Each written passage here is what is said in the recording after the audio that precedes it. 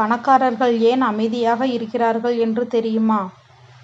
சில பேர் பணக்காரர்கள் போல் வேஷம் போட்டு என்னால் எல்லாம் பண்ண முடியும், என்கிட்ட எல்லாம் இருக்குது, என்கிட்ட பணம் இருக்குது அப்படின்னு சொல்லிட்டு பந்தா காட்டுபவர்கள் தான் அதிகம்.